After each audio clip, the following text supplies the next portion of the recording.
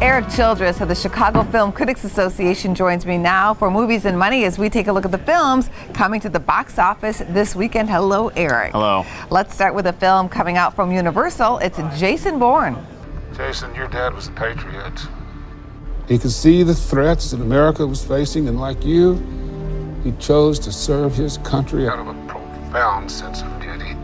One of the few films this entire summer that I've really been looking forward to, because this is a reunion of sorts with director Paul Greengrass and Matt Damon, who did two of the Bourne films together. The first one was done by Doug Liman, and then Paul Greengrass took over the series. It's hard to remember that. I just associate Matt Damon with the Bourne series. With the Bourne series, yeah. And Am I alone in that? No, not really, not really. And the two of I think the two best Bourne films were done with this partnership.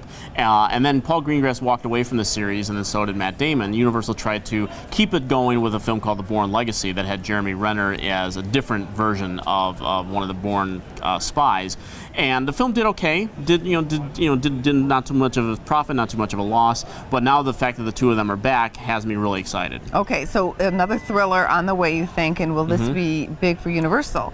I think it will be big for Universal, especially with the international dollars. The thing that's working against Jason Bourne right now is the fact that Suicide Squad opens next week, and people are already targeting that to be one of the biggest August openings of all time. So, sort of similar audiences and whatnot. But the Jason Bourne films, with the ones that Damon did, were actually they increased dollar-wise over the years. And the first one, Bourne Identity, was kind of a surprise hit considering all the production problems on that one. It was good. People liked it, and I think they've also exponentially gotten better quality-wise.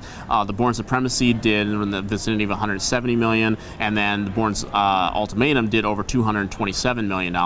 And I originally at the beginning of the summer thought this was going to be one of the huge hits, but now that the focus is sort of on Suicide Squad, this movie is looking more in sort of the what Mission Impossible Rogue Nation did last year, which is sort of in the high 190s. It might crack 200 million if the quality is good, and the two of them together, I suspect it will be. Also coming out this weekend, Bad Moms. Here comes that weird little stay-at-home mom. What is she wearing? Hi. Hi, guys. Hi. Maddie was up all night barfing on my hair, but it's great. I'm very happy.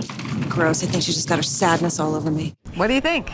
Well, I think the one thing we haven't had this summer is the real breakout hit for women. Ghostbusters aside, was a film that is not really, it's female-centric if you ask certain people who were against the idea, but Ghostbusters is a film really for everybody. It's not just geared towards females, geared towards men, women, children, people who just love the original movie.